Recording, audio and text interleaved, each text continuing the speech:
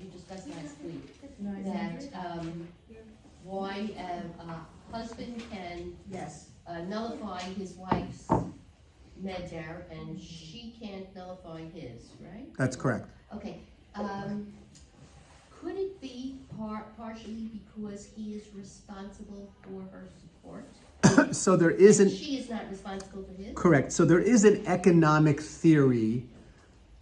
Basically, we're struggling with this idea that doesn't resonate with us, namely the idea that women are in this position of a patriarchal kind of authority figure over them, whether that's the father or whether that's the husband or whether that's both. As we'll learn today, there's a period of time where it's both. Now, again, this is very limited, right? It's theoretically very limited, but nevertheless, it does indicate that there is a time when a woman is not independent and she can't make her own decisions. And if she makes a decision that her father during this limited period of time has the ability to annul that decision, and her husband during an extended period of time, the rest of her life literally until she's divorced, has the right to annul that neder or shavua. So the question is, why? Right? Why is so the easiest answer? What's the easiest answer here? Women needed to be cared for. No, I don't think that's the easiest answer. I don't think if I were a woman, I don't think that's the easiest answer. It wasn't patriarchal. The easiest answer is, this is how the Torah describes things, right? The easiest answer is that the Torah says that this is the situation. In 2022, it doesn't make sense to us. Okay, in 2022, it doesn't make sense to us. But this is what the Torah describes as the situation. There's lots of things in 2022 that don't make sense to us that obviously at one time, just be careful, that obviously at one time was the norm of society. This happens to be another one of them. But we nevertheless struggle to try to come up with something that makes sense to us in 2022 to explain why this is that the woman is subject to either her father's authority when she's young or to her husband's authority, or, as we'll see today, to both authorities. So one of the explanations is indeed an economical explanation, generally attributed to somebody by the name of Baruch Levine, not the singer, right? Who puts forth this economic theory that I mentioned last week, namely that women didn't have access to their own assets, and therefore, if a woman were to make an oath, or were to take an oath, or to take a vow that something would be dedicated, let's say, as a korban, where's that coming from? Right? You know, where's that coming from? It's basically coming from the husband or from the father, who has the right, therefore, to say, no, thank you, we're not doing that. Now, again, this is an attempt in 2022 to make something make sense. It doesn't really hold water, because it doesn't say that a minor boy, in other words, a boy at the age of 13, a boy makes a shvua, he takes a shvua, takes a neder, takes a shvua. At the age of I've given up trying to distinguish. At the age of 13, right, what happens? It's binding upon him, end of discussion. There's nothing to talk about. At the age of 13, it's binding upon him, there's nothing to talk about. 12 years old, we now check and see, does he understand really what he's saying? If he does, his oath is binding. Wait a second. At the age of 12 and 6 months, or 4 months, or 8 months, he is no more independent than the girl at the age of 11 and 6 months, or whatever, or 12 even. So if there's an economic theory here, it doesn't seem to be consistent, because it doesn't seem to apply to the boys in the family. So again, I think the economic theory, although it's attractive, I think it really falls short in our goal to try to explain what's going on here. So what is going on here? Okay, the easiest way to explain it is to say what's going on here is that this is what this is what Hashem decided. Hashem decided that this is the structure of a society, And even if we today don't live in accordance with that structure, nevertheless, that was the structure that Hashem recorded in the Torah. Okay, easy. Or not easy. I mean, it's easy to say, not so easy to digest. Not so easy. It's easy for men to say, easy for men to digest, but not so easy for women to digest who are put in this subordinate, dependent kind of role. Now, I once heard somebody say, listen, women generally in society, women are in a subordinate, dependent kind of role. Now, that's, you say that and then duck, because that's a politically difficult thing to say. We all know plenty of women. We all know plenty of men who are in the subordinate, dependent role. We all know plenty of women who are very strong and independent and not subordinate. But in general, in society, and again, we shouldn't let society be skewed by what our vision of society is in 2022 in Great Neck. But in general, in society, it's not unusual to find women in a more subordinate, dependent kind of role. Okay, so that's what the Torah says. Again, this is a difficult parsha to explain. A difficult parsha to explain. It dedicates 2 psukim to a man taking a shvua or taking a neder, and then another 14 psukim to what happens when a woman does it. So it's a little bit challenging to explain, but you know what? It's Torah. There's a whole volume on Nidarim and Shavuos, a whole volume of the Talmud dedicated to Nidarim and Shavuos. At the end, maybe we'll try to refine this a little bit so that we see maybe it makes sense because we're talking about some kind of behavior that impacts on the husband-wife relationship or that impacts on the father-daughter relationship.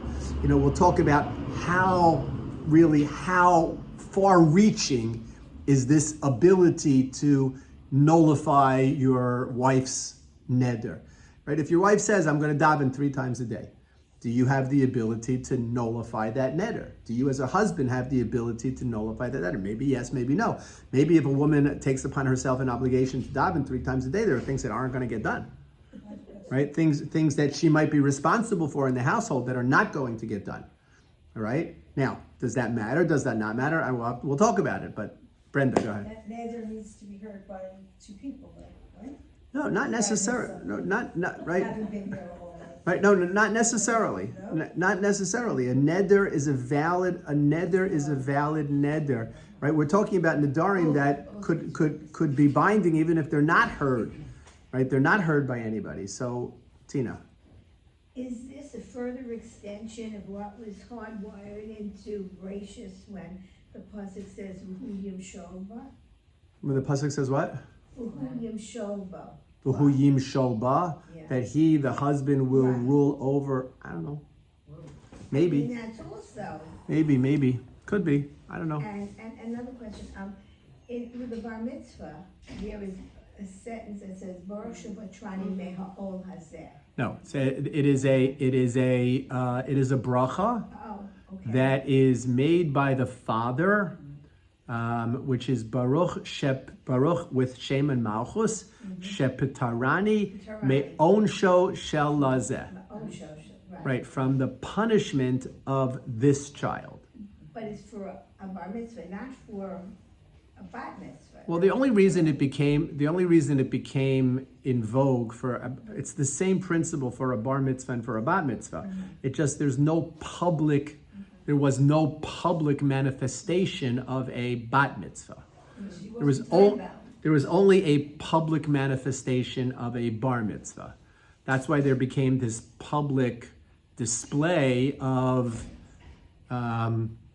relief that the child is now on his own, But how come it's not fleshed out in the Chumash? In other words, there's no mention of a bar There's mitzvah. no Baruch Sheptarani me onsho shel hazeh is not even mentioned. It's not mentioned anywhere in the Talmud. It's not, So how did It's a recent. I don't know exactly what the source is. I have to go back and look, right, to try to find the source for where this bracha comes from. I don't know where the source for where this bracha comes from actually, but Okay, so let's come back. Let's come back. Page 900. Page 900 at the bottom of the page, the Torah says, up until now, the Torah was talking about a girl who was between the age of 11 and 12 and a half. From 11 to 12, the father has to, or someone has to ascertain whether or not she has the maturity to understand what she is saying. If she does, if she doesn't, then whatever she said is irrelevant. If she does, then at that point, the father makes the determination as to whether or not he is going to allow this statement to be. From the age of 12 to 12 and a half, there is no longer any need to evaluate her maturity. From the age of 12 to 12 and a half, we assume that she has the maturity to understand what she is saying. And now the only question is, does the father allow this statement to stand or not?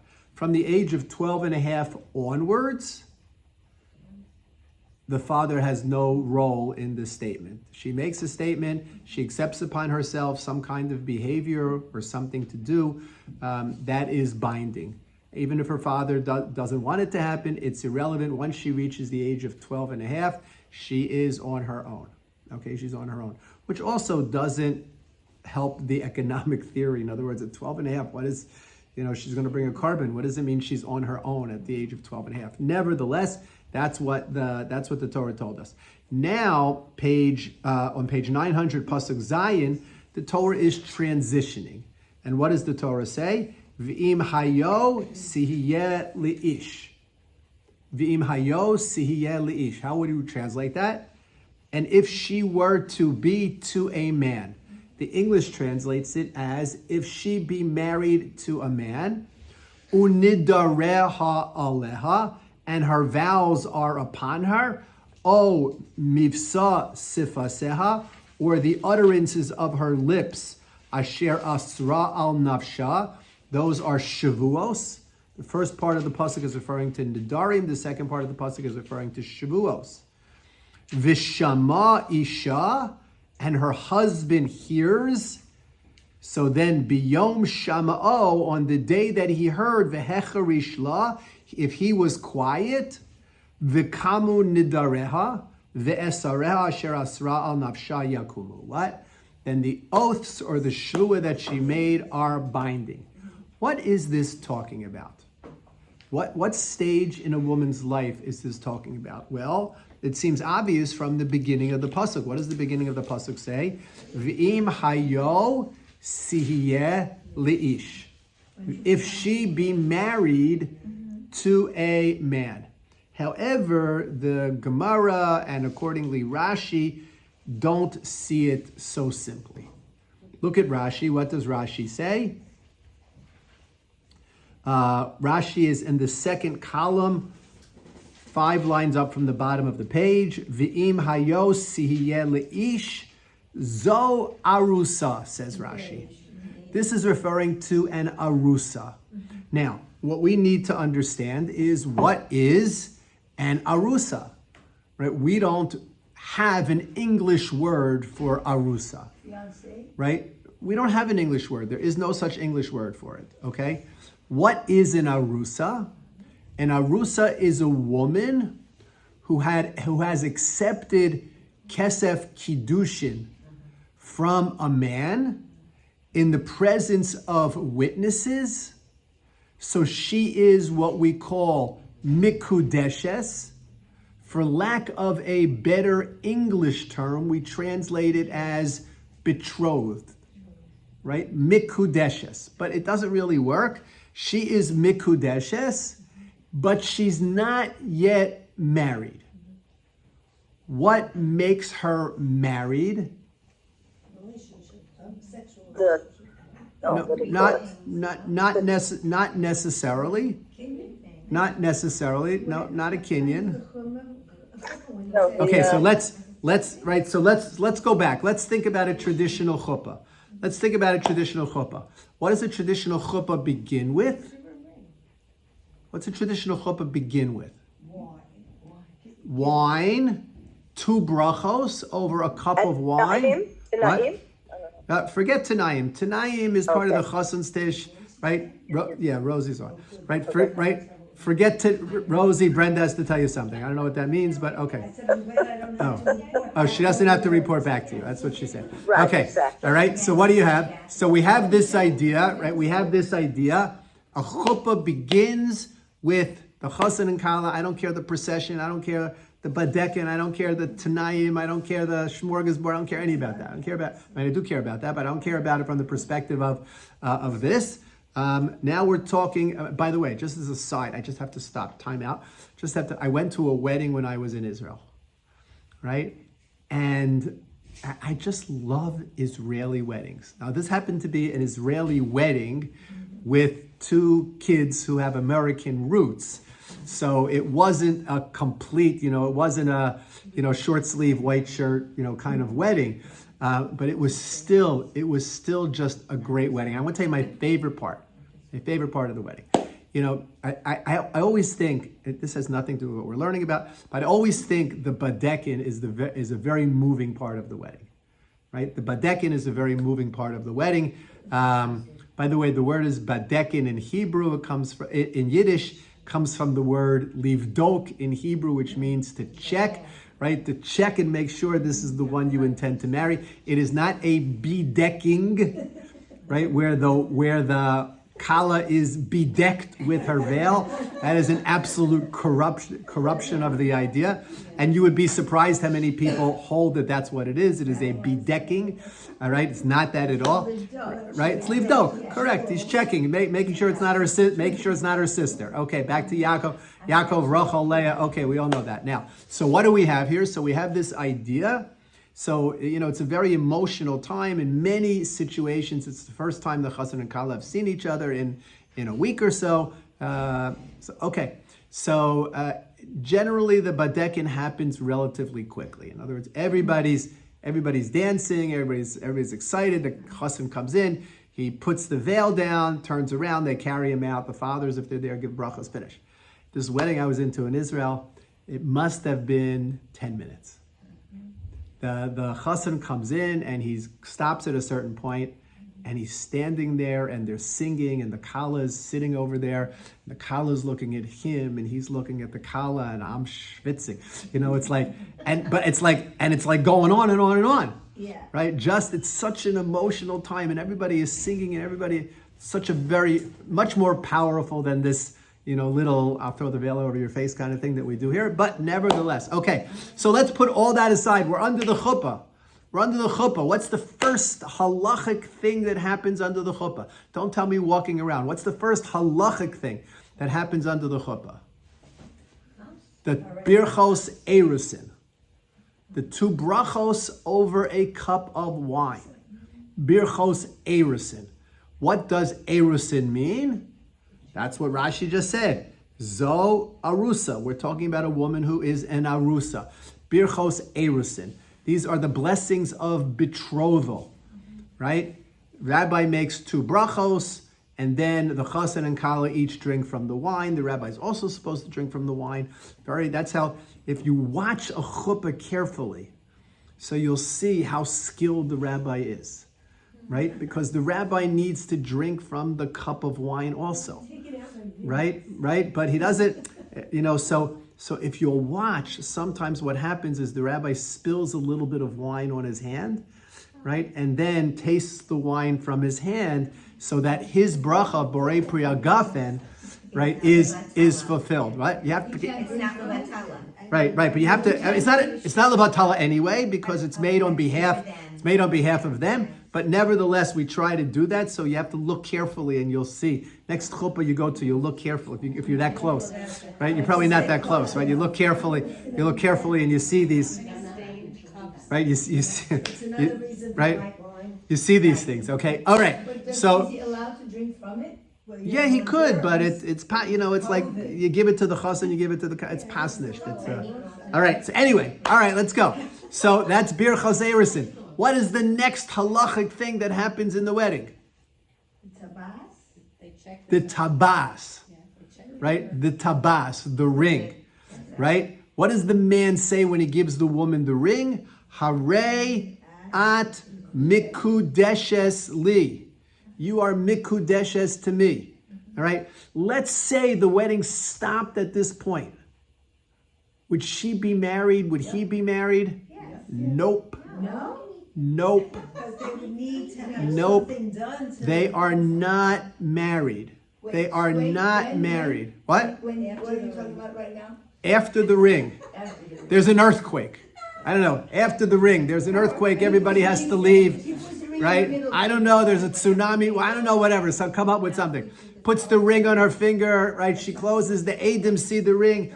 Boom. The wedding stops. Everybody leaves. Is she halachically married? No. She is not halachically married. She is halachically betrothed. Correct. Status hasn't changed. What? No, her status has changed. So what's it changed? Her status has changed, but it hasn't changed to ultimately where it's going to go. What is it? So All right. So what is the status of this woman who is mikudeshes but not yet married? Anybody know? So she's in limbo right now. Chas v'shalom, a woman should be in limbo. Right? Right? What does it mean? It means that she is designated and restricted to this man. That's what, think of what Kedusha is. What is Mikudeshes li, right? If something is Hekdesh, it's off limits to anything else. So by saying Hareat Mikudeshes li, the man is saying you are off limits to anyone else. And he, by declaring her off limits to anyone else, and by giving her an object of value which she unconditionally accepts, he now assumes financial responsibility for her.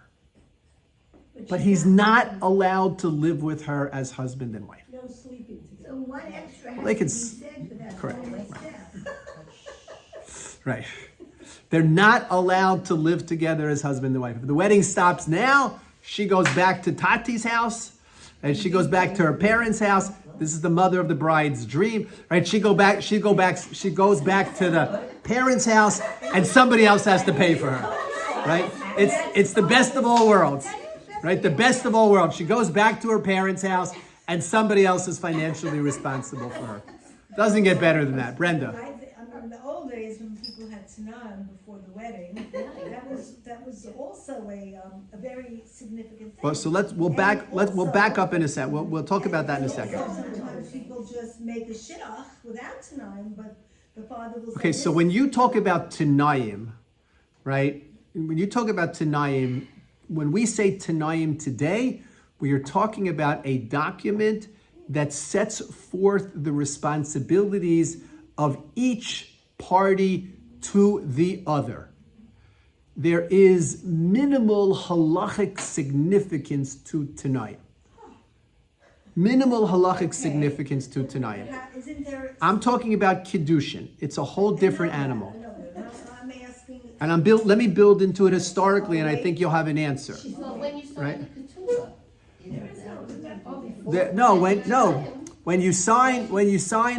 When first of all, when the witnesses watch the chassan agree to the requirements of the ketubah, and they sign the ketubah as witnesses that he agreed, all it means is that he has accepted upon himself a financial obligation.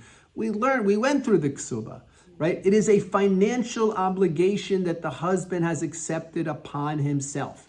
That obligation kicks in as soon as Kiddushin takes place. So let's say the chassan's tish, the husband makes a kinyan, the Adim see that he's accepted responsibility, they sign the ksuba.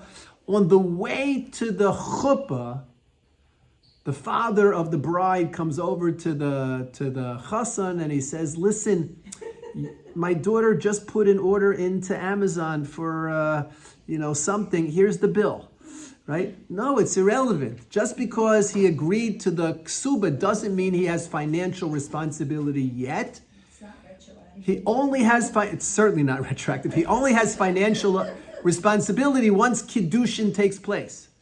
So if this Kiddushin were to take place and the ceremony were to end after Kiddushin, meaning after the ring, if the ceremony were to end, she would go back to her parents' home. She would not be allowed to have sexual relationships with her chassan, nor would she be allowed to have sexual relationships with anyone else. And her chassan would have to pay her financial response. He would have to he would have to pay her financial obligations. If Really. she violates that, is the sin adultery? Yes. Oh, so there is some. It is a quasi kind of marriage. Okay, so. It is it's not marriage in its fullest sense of the term, because he and she are not allowed to be involved sexually. It's not marriage in the fullest sense of the term, but it is a bond which has been created between him and her, and she is restricted from having sexual relationships with anyone else. And if she does, it is punished as adultery. It is punished as adultery. To break it, do you need a get? To break it, you need a get. Correct. You need a get. Correct. All right? Now, hold on. Now, Baruch Hashem, weddings don't end there, because what's next? What happens after Harayat Mikudeshes Li, blah, blah, blah? What happens next? So in many weddings, Ashkenazi weddings, speech, right? Speech or ketubah. Speech or ketubah. Both of them, right? Both of them, right? Both of them serve the same purpose. And what is that? Create a space of time. To create a separation between the first part of the ceremony and the second part of the ceremony. Interesting, Sfardim don't have Kriyas HaKsuba. There's no reading of the Ksuba at a Sephardic wedding, right? Doesn't happen, right? Unless there's Ashkenazi influence. There's Ashkenazi influence, it happens. But without the Ashkenazi influence, it doesn't happen, okay? And even when they read a Ksuba at a Sephardic wedding, it's the best. They read the first part of the ksuba and then they say, and they lived happily ever after. They read the very end of the ksuba. All of the stuff in the middle, which in a Sephardic ksuba is much more interesting than an Ashkenazi ksuba. We don't get to hear any of that, right? We just hear, hey, they met, they went out, they got set up, they went out, they decided to get married, and now they're living happily ever after.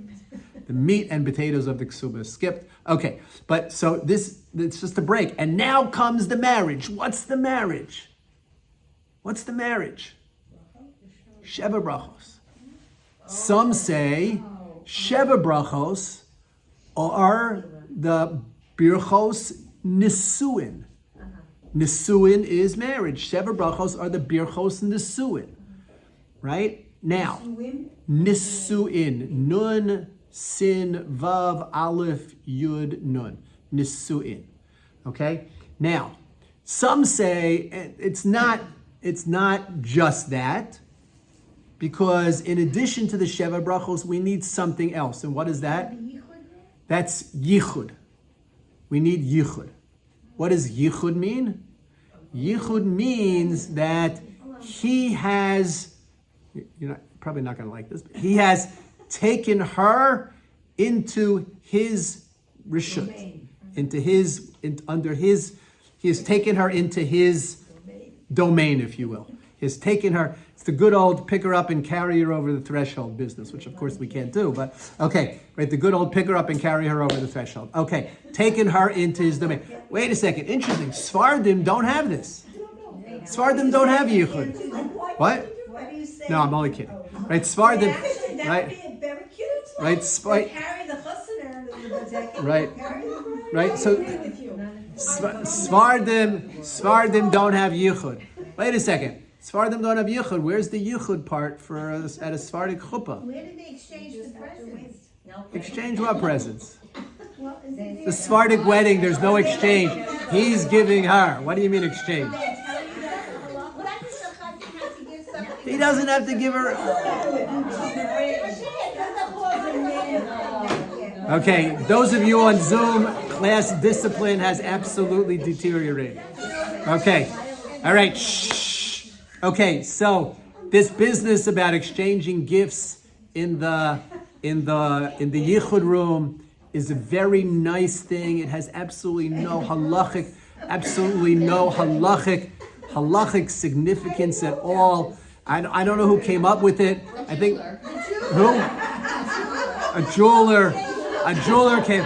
The caterer came up with it. The mother-in-law came up with it. I don't know, but it's absolutely right.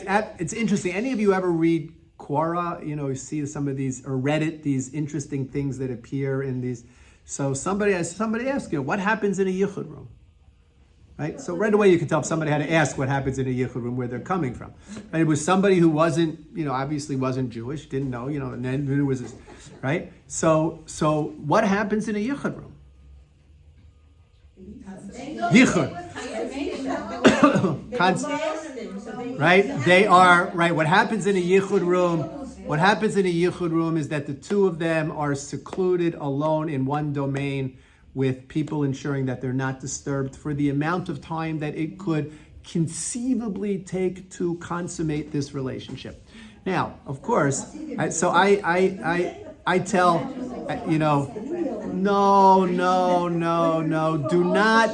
do not believe that it does. So mattresses in rooms, they set it up. Do not, all right? What? You think I'm wrong? Really? Really? I know from when I was a little girl, No, I saw when we my moved from home. elderly aunt said that they come out sometimes with proof of virginity. You're kidding me.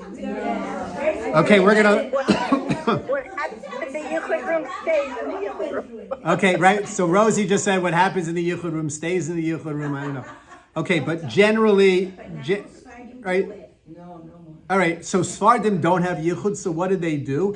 So they say at night when they go to wherever they're going at night, that is their yichud.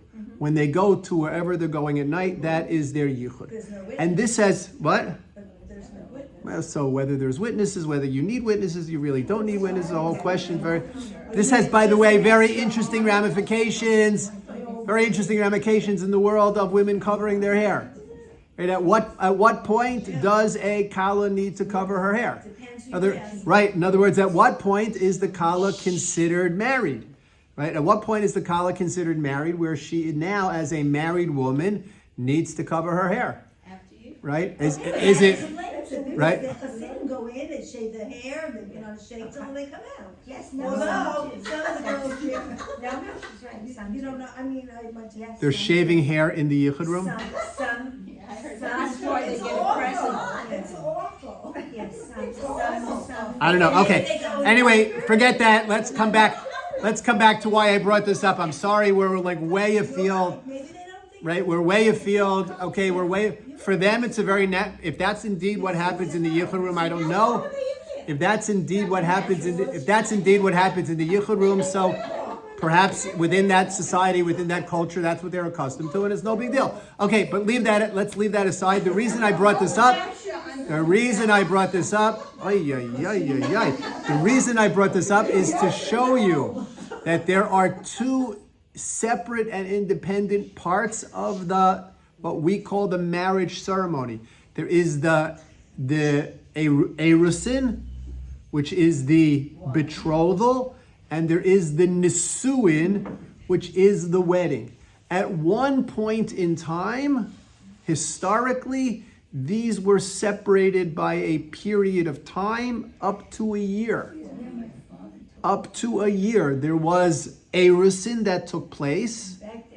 And the wedding, the nisuin, took place a year later, or up to a year later. Right? Why would that be done? She was still in puberty. she was too young, the father needed the financial support for her, whatever it was, that was done. And why don't we do that anymore? There could be so many things they could ask. Because it's a very vulnerable time period, right? She's quasi-married, right? He's financially responsible, right? There's right, all of the responsibilities, none of the benefits of marriage. So it's a very difficult time. And because of that, we put the two parts of the ceremony together. So that they happen in relative quick succession, one to the other. Yes? If there's a vort before the wedding, does the girl still need some sort of a get or something? A vort is garnished. Right? And that's a hard thing for a rabbi to say, right? Right? What is okay, so we say vort, I guess we need to define, right, what is a vort. Now, Brenda was referring earlier to Tanayim, right? To real Tanayim, right? So if real Tanayim are signed, not the Tanayim that we use today, which are the, John Doe and Jane Doe kind of, blanket, not specific Tanayim, but if Tanayim are signed, so now there is a financial piece, a financial obligation between the parties. That might need to be negotiated. But there's no kiddushin that takes place at the Tanayim. But at a vort, doesn't the groom promise or make a public acknowledgement that he wants to take on the responsibility of this young woman? He says he's going to marry her. Yes, so then nothing has to be, even though it's public. It's irrelevant. Even when he gives her a diamond ring. Right? No, a diamond, I'm talking about the diamond ring, what we call engagement. What we call engagement. He gives her a diamond ring, we call it engagement, garnished helfen. It's irrelevant. It has no significance. Right? Right? It has no halachic significance. So the ring has no halachic The diamond ring that is given today for engagement has zero halachic significance. There are some interesting halacha, some interesting responsive literature about what happens if the relationship breaks off. Does she get to keep the ring? Does she have to give the ring back? Right? All kinds of Betty Paskin, that you give it back. Okay? Right? The agreement of marriage. All kinds of, right? Anyway, I don't want to get into that, right? I don't want to get into that. So the bottom line is engagement, what we call today engagement, is a halachically insignificant occurrence. Has absolutely no halachic significance. Isn't it like you're vowing to each other that you're going to be married to each other? Isn't it like a promise? Doesn't have that. It's a shift. You're so Italian. Right. So I mean, so Vivian is raising an interesting point. Is there not some kind of moral obligation? In other words, after all, I gave you a ring. I said I love you. I said I want to marry you. Things change, right? Things change, right? And if there's no halachic significance to the engagement, then things change. They just change. That's it. So it right? doesn't fall in this nether. Doesn't fall into any of this. There's no halachic significance. It's a nice thing. It makes for nice pictures. You can have a l'chaim. What? If somebody does make an neder, then it changes a little bit. No, but it's not. There's no neder or shvua that you could take about this. I promise that. No, I promise is not a neder. I swear. No. Right? It's not. Right? It's not. A neder is infusing an item with either kedusha or prohibition. Right? There's no. It doesn't. What happens during that period? She finds out that he's not, all right, and she finds out things about him. So she right? plans it. So she's gonna find that out in a year anyway. So. Why should she keep the ring for all of her? Oh, I didn't say she should keep the ring. All right, forget the ring. Forget the ring. Gosh. Okay, forget the ring. Here we go. Okay, let's come back. So Rashi says here, that this woman that we're talking about in Pasuk Vav, we got 3 words into the Pasuk. This woman that we're talking about in Pasuk Vav is an arusa, meaning she is now subject to 2 authorities, 2 patriarchal authorities. She is subject to her father because she's not yet married. She's only an arusa. She's living in her father's house. She is subject to her father, and she is also subject to her betrothed. To her betrothed. That's the uniqueness of this situation in Pasuk Vav. Let's look at Rashi again. What does Rashi say? Rashi says, "V'im hayosi leish." Says Rashi, "Zo arusa." Rashi says this is talking about an arusa, a woman who is betrothed. Says Rashi, wait a second, maybe not. Oh, eino ela nesua. Maybe this is talking about a woman who's actually married. It says "V'im hayosi leish," which seems to imply marriage. So Rashi says no, because if you look at Pasuk 11, Kishu Omer v'im beis isha nidara, Pasuk 11 is clearly talking about a woman who's married. Right, jump up ahead to Pasuk 11. What does it say? But if she vowed in her husband's home, there it's clearly talking about a woman who's married. So Pasuk 11 is talking about a woman who's married. Our Pasuk doesn't need to be talking about a woman who's married. So what is our Pasuk talking about? Our Pasuk, says Rashi, is talking about a woman who is quasi-married, who is in the state of arusa. All right, and in the state of arusa, uba lachlok ba she, and the Torah is coming to distinguish this woman in the state of arusa, she'aviha uba'ala mefirin nidareha. There is now a partnership between her father and her betrothed. They both have to nullify her vow.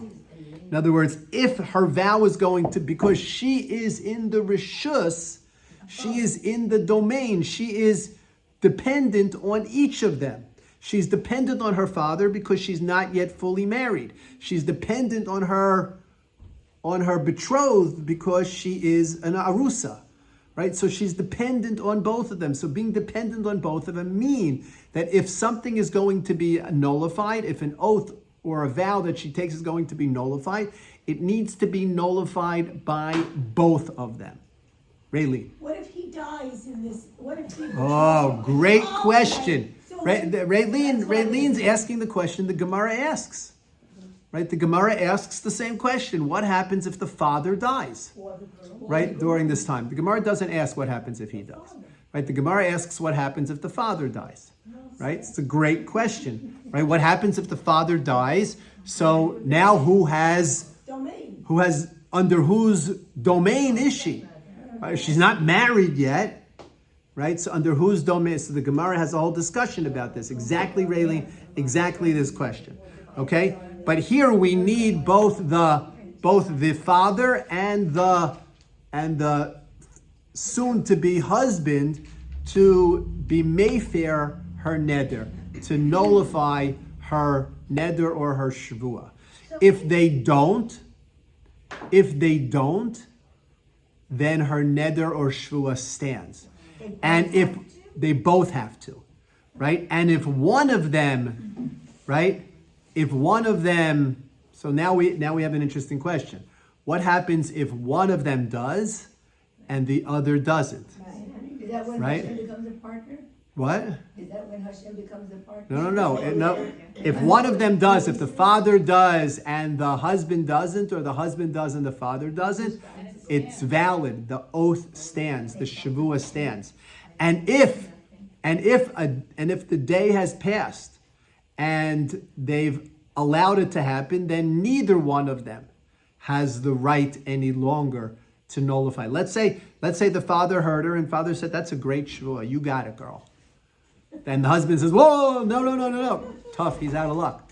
If the father is mekayem, the neder or the shvua, the soon-to-be husband has no longer any ability to nullify it. And if the soon-to-be husband is Mekayim, the neder or the shvua, so then the father no longer has any ability to nullify it. So that doesn't put the girl in any, the girl just gets her way.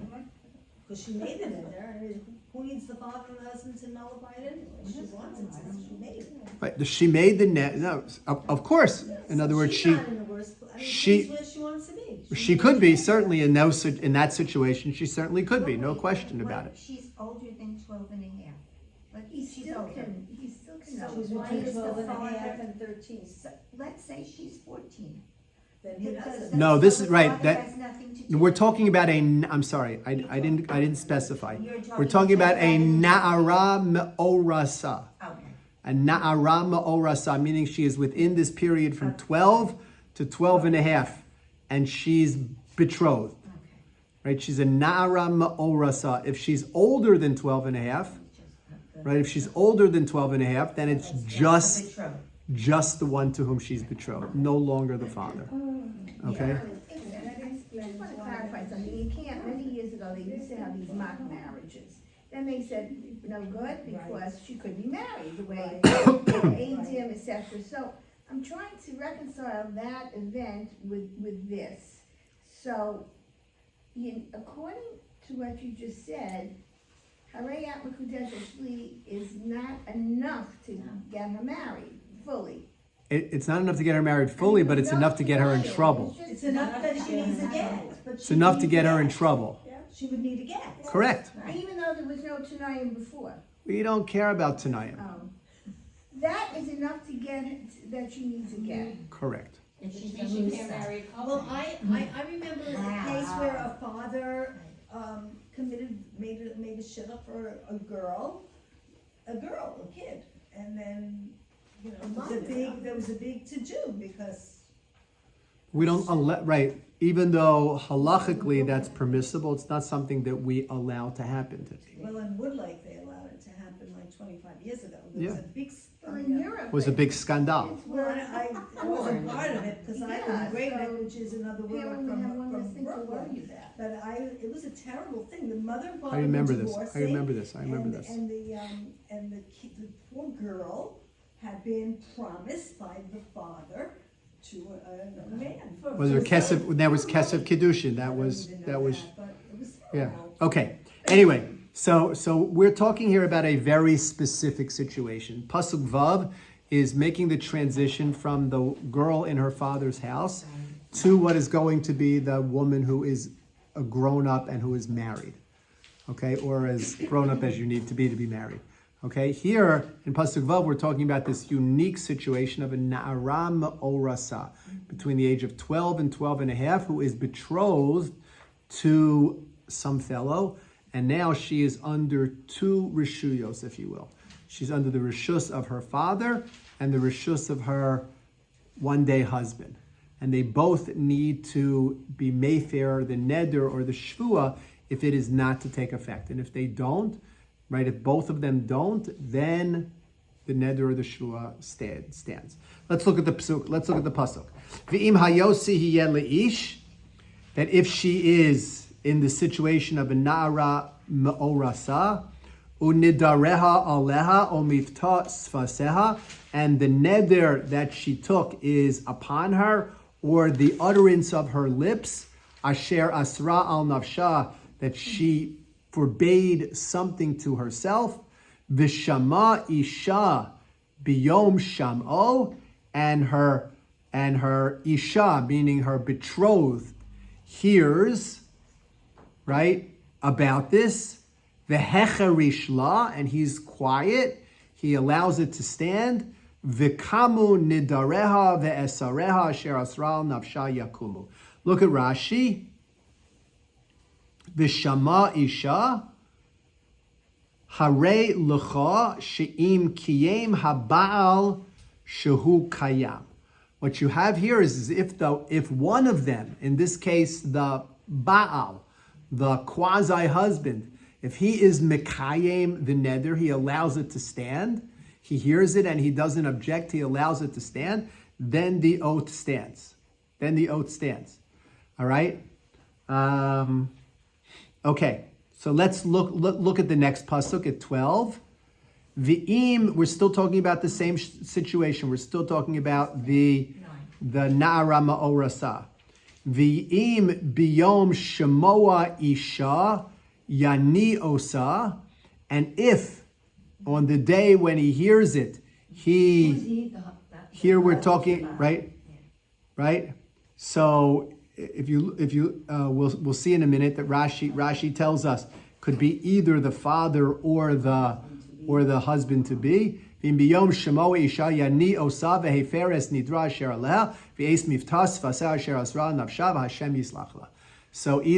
Rashi says, look at Rashi, Yachol afilu lo hefer ha'av, right? Even if the father did not abrogate this neder or shua, tamuloma binu reha beis aviha, kol shebinu reha bereshus aviha. So she is in the situation where either the father or the husband, the soon-to-be husband, has the right to nullify this, and if they do, so then the oath is no longer obligatory. But here Isha, in the first pasuk, it's Isha means only her bow. Here you're saying it could be either one? Why is Isha, like, it's very confusing. Why is one place Isha is just the bow? As opposed to it saying aviha. Yeah. Here in both, Where did they I'm get sorry, that in idea? both ches and tes, the word isha is referring to her soon-to-be husband. Oh, okay. In both of them, it's referring to her soon-to-be husband, and it says her soon-to-be husband has the right to either allow the oath or the shvua to stand, either allow the oath or the neder to stand, or to nullify them. Okay. Rashi points out not only him, but Rashi says, since it says bin ureha, it's referring to the father as well. That even though the pasuk doesn't specifically mention the father, right? It just says isha referring to the husband, Where does it say ne'ureha? right? Where does it say ne'ureha in that pasuk? It doesn't say here. Look at Rashi tes, right? Yachol afilu lo hefer ha'av, right? Is it possible that if the husband was meifir and the father was not meifir, that the oath would be nullified? Talmud lomar binu ureha beis aviha. Going back to the previous pasuk, kol shebinu ureha. Any woman who is bin ureha, we're talking about, remember, this is a na'ara ma'orasa. Any woman who is bin ureha is bereshus avihahi. Right? So from this Rashi, we learn that they both have to nullify it in order for it to be nullified. Sue. After she's 12 Wait, hold on a and second. half, Sue, go ahead. Sue, go ahead. the intended the betrothal. I just have an overarching question that has nothing to do about these specific cases, but about Nadarim in general. This is taking up a lot of real estate here, and in the Talmud also takes up a lot of real estate. But as we go through all these specific cases, it just seems to me that no good can come from any neder. It really should have been a prohibition. Why go into these nedarim? And even the nazir, which is somewhat a holier thing, is something that you have to bring a chatas for, and it could lead to no good. So, and even though we have so many other things that have, many prohibitions, they all, in the Torah, they all seem to be connected to a tava. Is there some sort of human tava to make these laws, that we have to have so many of these laws? Is there some compunction and everybody wants to make a neder? I mean, I don't feel that in my life. Why Does did that make sense? You don't Like, it's just All right. no So, fun. Sue's asking a very good question. Right, a very good question about nedarim in general and shavuos in general. Maybe I don't want to get I don't want to get too bogged down in this. I know it's off the Right, top. but maybe Money, it's not everything's about money. right. Maybe we'll start next week with just like an overview of that. Tina, go ahead. What about Hatarat Nadarim? Well, could that Hatarat Nadarim takes place after the oath has already been established. In other words, that's where whatever statement you made is binding upon you, and now you're trying to get out of it. Right. That's Hataras Nadarim. We're talking about Hafaras Nadarim. Hafaras Nadarim is where a father or a prospective husband or an actual husband can nullify it from at what they call ab initio. In other words, from the very, it's not chal at all. In other words, she says it, they say no, it's not binding at all. That's what hafaras nadarim is, as opposed to hataras nadarim. In response to Sue, with the actual evolution of vows throughout the Torah, the first vow was taken by Yaakov. Yaakov, and he built an altar, and he took a Correct, vow for 100%. 110. Is it possible that that vow was so sacred, but people, as we moved along, began to take advantage and misinterpret what we do, because it's really a sacred act. And as we moved along, we began to almost trivialize. We would take a vow. Okay, so we'll start.